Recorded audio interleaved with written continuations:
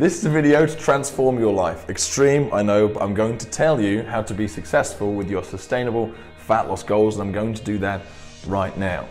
Now, if you have reached that point where making a change is an absolute must for you, and you needed the results yesterday, let me help you out here today with this video. 4 years ago, I died. If you'd have asked me that morning who the fittest and healthiest person I knew was, I would have said, this guy. Imagine all of the obnoxious stuff that over-the-top fitness people do.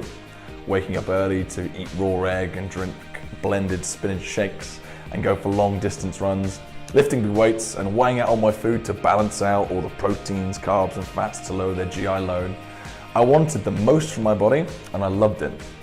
Unfortunately, I had an undiagnosed sudden cardiac death syndrome.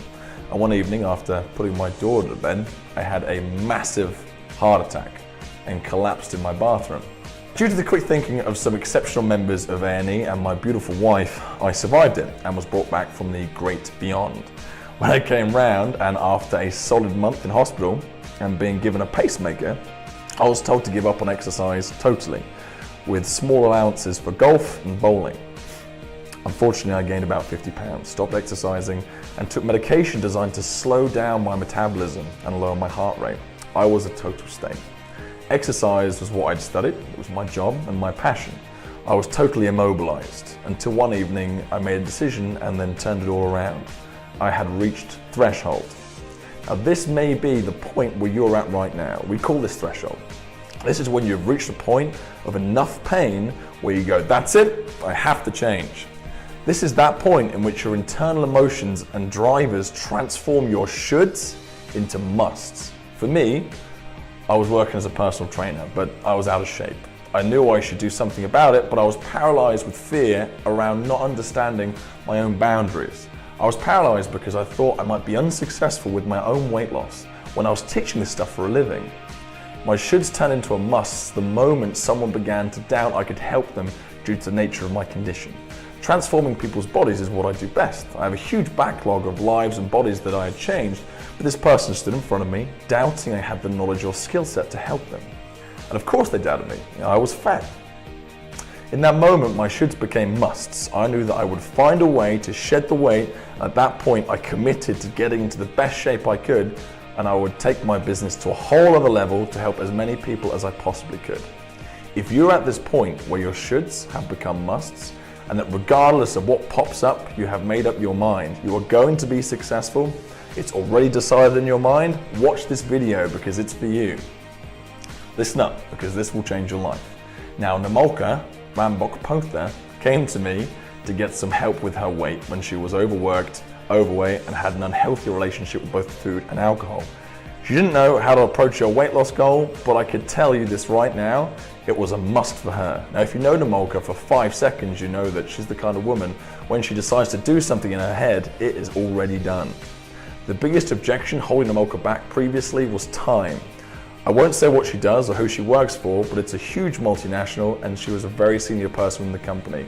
Working huge hours with huge responsibilities led her to believe that she didn't have the time to engage with a goal like this. This is why her weight increased and became an issue. Now, I explained to Namolka that she did have the time, she was simply over-chunking. When people think about taking on a new goal, it can be easy to over-chunk. Transforming yourself is as simple as adding exercise into your daily routine and changing usually a few bits of your nutrition, thus adapting your personal day-to-day rituals to create a calorie deficit. If you're over-chunking, transforming yourself sounds a little like this. Well, first I need to get online and find the best gyms around me locally, and then I need to drive around finding the best fit for me, and then I need to find the right kind of trainer online. I have to remember to pack a bag and take all my gear with me to work, and I've got to find a salesperson who's going to talk me into a year-long membership at the gym, at the right gym if I find it. Then I have to get changed in a horrible changing room in front of a bunch of other people that I don't know who will be judging me, and then I have to work out with these machines that people have been sweating all over all day that I don't really know how to run. I have to deal with all these people staring at me who I don't know what I'm doing. Then I have to get into a horrible shared shower or drive home all sweaty. When I get home, I have to give up all the food I enjoy and just eat salads. Then I have to deal with being hungry and I'm miserable until I go to bed early and then live it all through the next day. Then I have to wake up the following morning and go through all that pain again. And I have to do this over and over again Months from now, hopefully, I'll be skinny.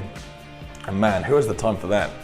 Understand that as challenging as losing weight sustainably is, if you're smart about it, and if you have the correct strategy, it doesn't have to be a huge drain on your time. If you notice, as I over-chunked, I focused only on the negatives of the transformation journey, not on the fact that I'll have more energy, not on the fact I'll have more confidence, not even on the fact that potentially 100 days from now I could look and feel the best I have done in years, and all the positives that come with it. Having failed programs in the past, it was important for Namolka to believe that she could be successful. It was important for me that Namolka knew that what she was setting out to achieve was possible. I know how this sounds, but so often people I've worked with went into one of these journeys not truly believing that they were setting out to achieve what was possible. I'm telling you right now, all of these in your goals, the method in your program you put yourself onto is all a numbers game. A lot of people don't want to set themselves up for failure, so they don't invest their time or energy envisioning the version of themselves they want to become. And I'm telling you right now, you have to picture it to become it. If you're focused on where you're going, your brilliant 6 million year old caveman brain or woman brain will take you there. I often ask, and I'm using an avatar here that's say 50 pounds overweight, do you believe that you can lose 50 pounds? Well, sorta. I tried in the past, but I'm not sure I can. It seems pretty unbelievable. Or then I ask them, do you believe that you can lose 5 pounds? And they say, yes. I back and forth and I lose 5 pounds all the time. And then I ask them, do you believe that after you've lost that initial 5 pounds that you could lose another 5 pounds? And I suppose so. So what about the 5 pounds after that and the 5 pounds after that? Once again, this is another example of overthinking. Losing 50 pounds seems unreal and it's not even worth imagining. Why set yourself up for failure like that? But losing 5 pounds at a time, well, those are manageable chunks. You see where I'm going? Now, after overcoming Namolka's concerns, it was time to get to work. Now, Namolka knew that she needed to get a strategy put together to carry her to her goal to completion effectively. In order to do this, I explained to Namolka that we need to start by knowing her numbers.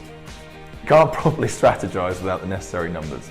Like you can't drive somewhere new without knowing where you're going on a map.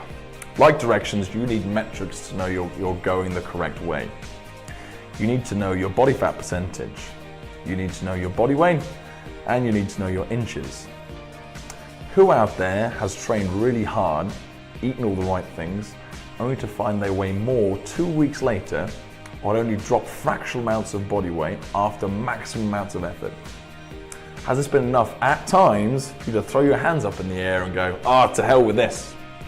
Results like that cause massive amounts of frustration and can be what we call derailing events. Now, what if you had the numbers in front of you telling you that you had dropped 5 pounds of actual body fat in that period? What if you put a tape measure around your waist when you had started and could now know that despite not losing actual weight on the scales, you had actually lost 2 inches from around your widest point? These numbers keep you on track and are a great measure of your successes. Body weight can fluctuate hourly based on variables like changes in hormone levels, bowel weight, water retention. You could weigh 5 pounds less in the morning, then you go out and do a big workout that afternoon and weigh 5 pounds more. When you're looking at sustainable change templates of 2 to 3 pounds in a week, that fluctuation is enough to take your head right out of the game. Additionally, weight won't be what you're targeting in the first place, as it is the fat you want rid of. So it makes sense to measure the fat, right? Now, we hooked Namolka up to our body composition analysis machine and got those key metrics in. This process is really amazing, by the way. It told us the three key metrics that we're looking at here, which was weight, body fat, and inches. In addition, it told us all sorts of interesting things like toxicity, hydration levels, dry lean weight, biological age, as well as our intra and extracellular fat water levels. It really is phenomenal. With this information, we were able to have a proper chat about goals and about what Namolka should expect. Having yo-yoed a lot in the past, trying extreme calorie deficit diets, Namolka believed that a good rate of loss could be between 7 to 8 pounds a week. What? If you know anything about how fat works, you know how crazy those numbers are. To lose 8 pounds of fat in 1 week, you need to be creating around 28,000 calories of deficit a week. That's 4,000 calories a day. Even on an extreme 500 calorie a day sachet diet, we know that the majority of weight that had been lost would be through your muscles, water and colon weight. So I had to set the record straight.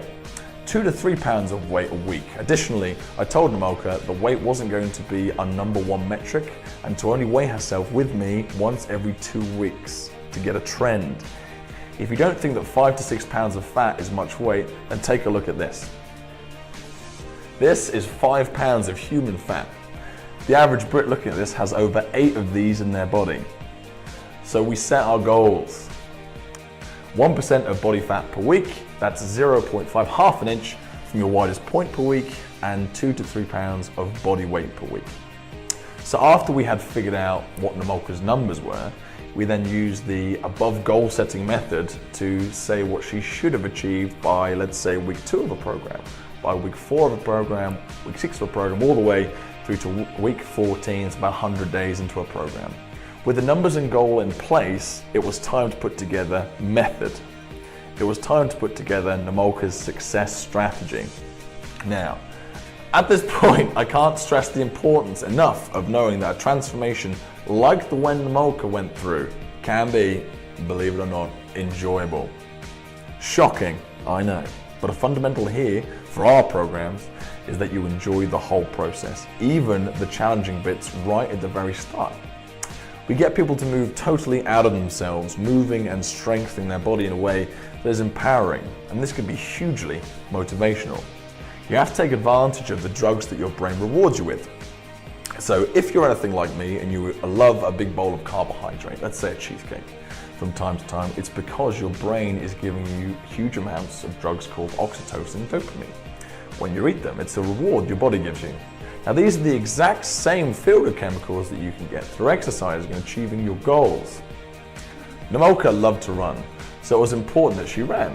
It was also important for her to strengthen and use her body in different ways. And when we showed her just how to do this, in her own little way, she fell in love with that too. Namolka's diet was the reason she had remained in a calorie surplus for long enough to gain the weight she was now trying to lose. Being 100 calories over her BMR daily, on a daily basis, had compounded her over the weeks and months and years to become about 146,000 stored calories of fat 4 years later. This worked out to about 40 pounds of fat to lose, so we strategized. That was what we had, an in-depth look at her diet and her day-to-day rituals and routines surrounding her nutrition and making the changes necessary to bring about 500 calories a day of deficit. So, to drop her calories by 500 a day, all we did for Namolka, after analyzing her food and her rituals, was replaced her breakfast cereal with a lower carb version of the same and replaced her sandwich at lunchtime with a wrap, cutting carbs and calories. Simple, right? We then agreed she would run once a week and do fat stripping, specific and body strengthening exercises with us in the gym twice a week, creating 2,000 to 3,000 calories worth of deficit per week using exercise. So using our maths and metrics, we know that through her diet, she would be creating an approximate deficit of 3,500 calories per week. And through correct exercise, she'll be burning off an additional 3,000 calories per week. Now, depending on the density of her fat, that will be approximately 2 to 3 pounds of fat loss, actual fat loss per week, 1% fat loss per week, and about half an inch per week for a brief 5 to 6 months maximum. These are conservative approximations, mind, and in reality, Namolka only took 4 months, but this gives you an idea of how powerful a stretch can be and how useful it is in taking yourself to the next goal. All right, right now, we're in the build-up to our third 100-day program here in Newport Pagnell. Now, to celebrate this launch, we're giving away totally free transformation sessions. So you, like Namolka, can come in and have an expert put a plan together for you. Now, we'll be using a body composition analysis machine to get the most accurate, relevant metrics for you. We then get these numbers and we strategize how you can achieve your goal. And with those numbers, we can tell you how long it's going to take and how it is that you can get there and how you can make it a reality for you. We'll also tell you how to train and advise you on your diet and nutrition and the little tweaks that you can make to get the most out of yourself. Now, understanding you and your numbers is the first fundamental building block of any good transformative program, and it's free here. Now, we have 8 spaces left. Get involved, come and say hello, and I guarantee an experience unlike any other. Now, to get this free BCA, click below and let's do this.